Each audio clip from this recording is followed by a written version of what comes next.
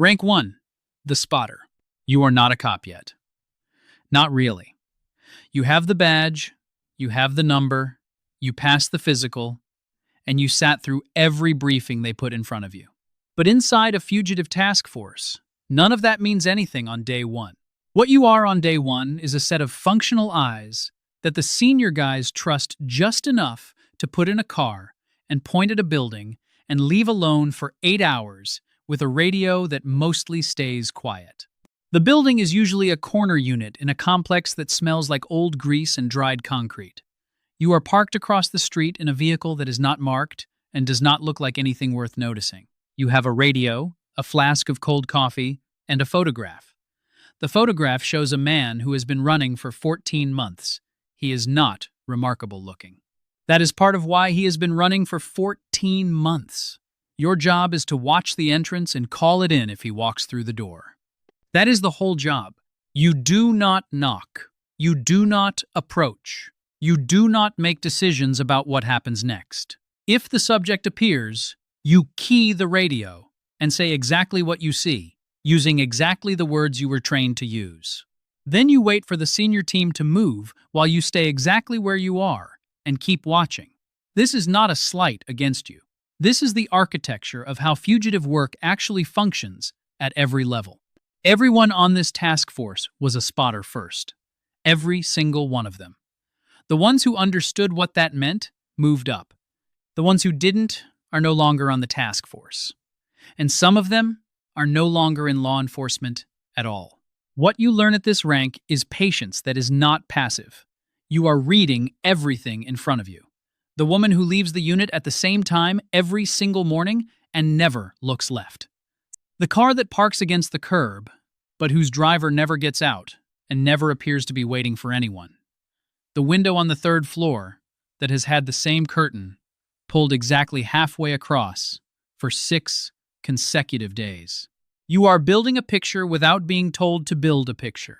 You do not know yet that this instinct, this automatic accumulation of pattern, is the most important skill the job will ever ask of you. You think you are waiting for something to happen. You are actually being built into someone who knows how to make something happen later. The cold gets into your lower back around hour 4. You eat from a wrapper, you fold it into the cup holder before the shift started. Nobody calls to check on you. Nobody radios to ask if you are still there.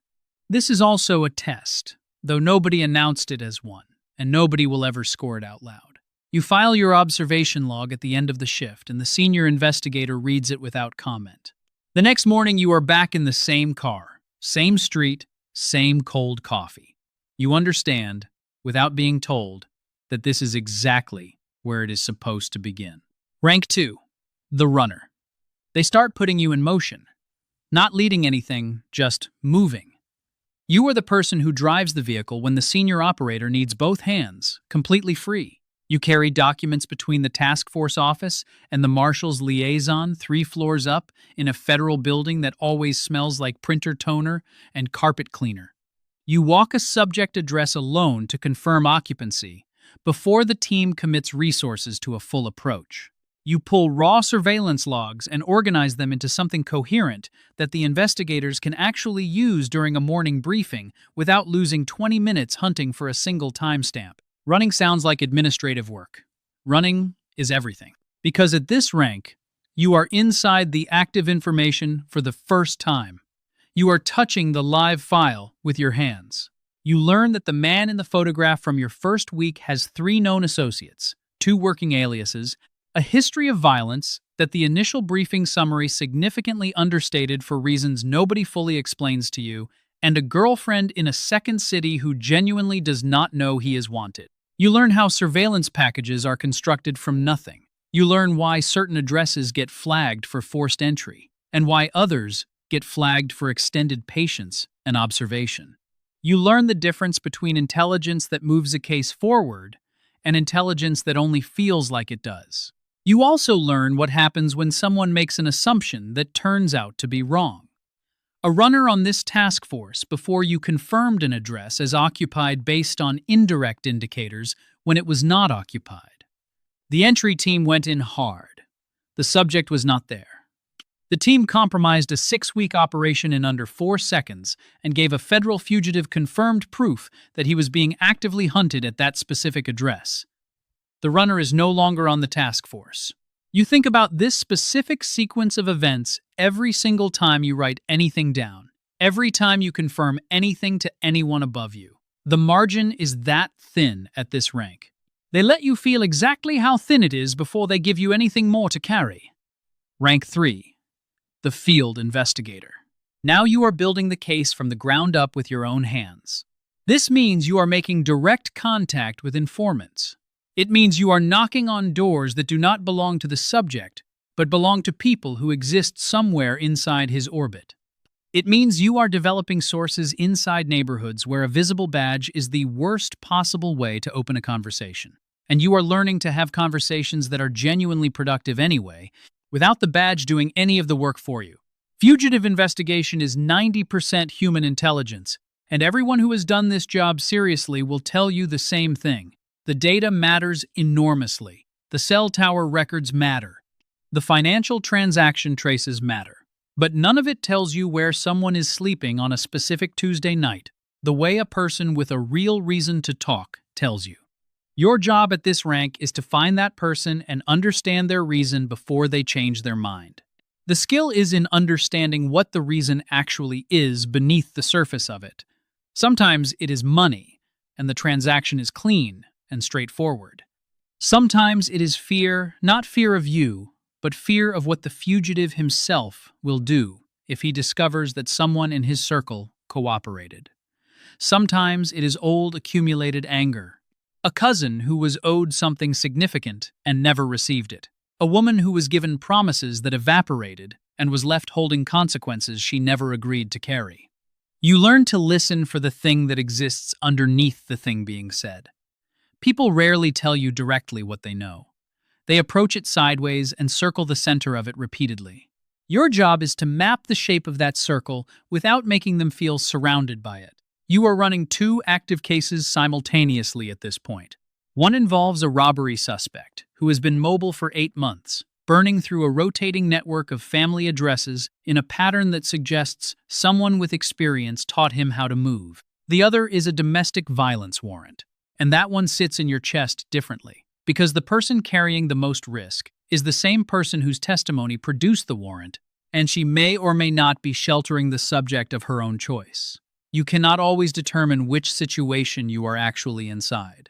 That ambiguity is not a background detail. It changes every single decision you make about how to approach the address, what to say, and what to do with whatever you find. Some nights you drive home, and the 2 cases follow you through the door. You do not discuss this with anyone outside the task force. There is genuinely no one outside this work who would understand the specific weight of it. Rank 4. The surveillance lead. They give you a team, and the team is yours to manage. Not large. 2 vehicles on most operations, occasionally 3. A rotation of spotters and runners who now occupy the same positions you came from not long ago. You coordinate their placement. You decide where resources go and how long they stay before the operation starts bleeding. You make the call when a surveillance begins to burn, when the subject or someone in his network may have identified one of your vehicles or noticed a pattern, and you pull the operation clean before it destroys the entire case, rather than just the day's work. Surveillance lead is the first rank where your judgment produces direct operational consequence without a layer of supervision between your decision and its result. Position your vehicles with a gap in coverage, and the subject walks out an exit you left unwatched. Pull the operation too early out of caution, and you abandon weeks of accumulated positioning on a case that cannot easily recover. Hold the operation past the point where it is still clean because you do not want to appear hesitant, and you hand a paranoid fugitive confirmation that he is being actively watched and must relocate immediately. No formula covers this. Anyone who tells you there is a formula has not done this job under real conditions. What exists instead is a specific tolerance for sustained uncertainty that cannot become recklessness and cannot become paralysis. You hold the line between those 2 conditions for hours at a time, across multiple days, with incomplete information and a team that is continuously reading your posture, your voice, your response time, and calibrating their own operational confidence directly against yours. Your internal state becomes team policy without anyone naming it that way. This is a form of pressure that has no clean edges and does not stop when the shift does. Your jaw is tighter than it was 18 months ago. Your sleep is shallower and less reliable. You keep a personal notebook in the car that is entirely separate from the official log, just observations and pattern notes that you track for your own clarity. Sometimes, when you read back through older entries, you find connections that the official file missed entirely. You are either becoming better at this job, or the job is steadily colonizing the parts of your mind that used to be reserved for other things. Both are probably true, and there is no longer a clean line separating them. Rank 5. The case agent. Your name is on the file now. Officially. Permanently. You own the investigation from the moment it opens to the moment it closes, and everything that happens between those 2 points carries your signature, whether or not you were the one in the room when it happened. You coordinate across federal prosecutors, local departments, the marshal's office, and intelligence analysts who operate in facilities you have never visited and whose full scope of work you are not cleared to know. You are the person the phone call comes to at 2 in the morning when something breaks open unexpectedly. You are the person who decides in that moment whether to move immediately or hold until morning confirmation arrives. Your current case has been open for 11 months. The subject is a federal fugitive fraud and racketeering charges. With a prior weapons charge that was reduced in a cooperation deal that 3 separate prosecutors have since expressed regret about in terms they chose carefully. He has financial resources that have not been fully traced. He has people in his network whose specific function is ensuring he is never found. He has moved across 3 states during the investigation and, based on intercept intelligence, may have traveled internationally at least once before returning to the domestic network. You have a source placing him inside a secondary network connected to a city you have maintained surveillance on for 6 weeks. The source has been reliable on 2 previous cases, with clean results on both. On this case, however, the financial arrangement with the source sits within protocol in a technical sense, but creates enough uncertainty that you want independent confirmation before committing your team to any approach that cannot be quietly walked back. You request that confirmation. It takes 9 days to arrive. On day 7, you learn the source was simultaneously in contact with a person connected directly to the subject's network during the same window when your operation details were being discussed. You do not yet know what was communicated in that contact. You do not know how much of your operational structure may have been passed across. What you know is that 11 months of accumulated work has shifted from solid footing to ground that must be completely reassessed, and you must determine what to disclose, to whom, and in precisely what sequence before the wrong information reaches the wrong set of ears ahead of your own disclosure. This is the rank where the job stops feeling like defined tasks, with clear edges. It becomes a weight with a shape that is specific to you and does not set down when you leave the building. Rank 6. The Task Force Commander. You do not go into the field the way you once did. You occupy rooms with people carrying different agency credentials, different institutional loyalties, and different definitions of what a successful long-running operation is supposed to produce and by when. You make resource arguments to administrators who have not sat in a surveillance vehicle for 9 hours in the cold and do not intend to. You defend your team's operational methodology to people who formed their opinions from summary reports written by people who were not present for the decisions being summarized. You make the call when a case agent comes to you with a compromised source situation and an active operation that could be retooled or shut down cleanly. And you make it without visible hesitation, because the team is watching how long the decision takes and drawing conclusions about what that duration means about the situation's actual severity. You have retooled an operation that appeared unsalvageable and watched it produce a clean arrest 6 weeks later. You have also executed a full shutdown on an operation with a live target and absorbed significant institutional criticism for generating no visible result, knowing with complete certainty that you protected 4 members of your unit from an exposure scenario that the official record would never have acknowledged or credited you for preventing. Nobody outside this task force understood the second decision as a success. You spent the better part of 4 months explaining it to people whose professional approval you required, but whose genuine understanding you could not manufacture for them, no matter how carefully you chose your words. The successful operations are visible and get counted. The clean shutdowns, the protected operations, the quiet decisions that prevent catastrophic failures from ever materializing, those vanish into a record that simply shows nothing happened on those dates. You learn to hold the value of nothing happening as a genuine operational result. You learn to measure success partly in the disasters that you quietly prevented and that no one will ever specifically acknowledge. This does not become easier over time. You simply develop a better capacity for carrying it without the weight showing on your face during briefings. You know every person on your team's real situation. Who has a child beginning school and whose attention is divided in a way that is completely understandable? Who is in a difficult stretch at home that is affecting their sleep and therefore their reaction time in ways that have not yet become dangerous but are being quietly monitored? Whose focus has been degraded for 3 consecutive weeks and why? And you have made a specific assignment adjustment around that reality without naming your reason to anyone. This is not formal management.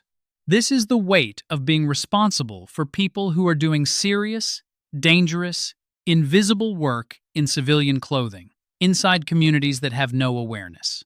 They are there. The photograph on your desk shows your team from 2.5 years ago. 3 of those faces are no longer present. 1 transferred to a different assignment on good terms and sends a message occasionally. 1 resigned without extended explanation, and you understood the explanation without needing it spoken. 1 is on medical leave that has been extended twice now and whose return is uncertain, in a way that the whole team has silently absorbed and quietly worked around without anyone raising it directly in a room together. The job does this to people, not dramatically and not all at once. Gradually, in the precise way that sustained pressure applied at a consistent frequency eventually alters the internal structure of whatever it has been pressing against long enough. You have watched it happen enough times now to recognize the early indicators clearly. Recognizing them early does not give you the power to stop the process. It gives you slightly more time to manage the consequences before they compound. You still know the face of the first fugitive you ever watched from a parked car on a cold morning, with the coffee already going lukewarm beside you. You could reconstruct that building from memory without any effort. The grease smell you detected somehow through a sealed window. The curtain on the 3rd floor, drawn exactly halfway, in a way that told you someone inside was deliberately managing their sightlines to the street. You called it in. You stayed in the car. You did exactly what you were supposed to do and nothing beyond it. That was the beginning. This is what the beginning becomes. If you stay long enough and pay every price the ladder asks along the way, without fully understanding what you agreed to until you are already most of the way up. The door opens somewhere below you right now. Someone new is in the car. The coffee is cold. The photograph is on the seat. It starts again.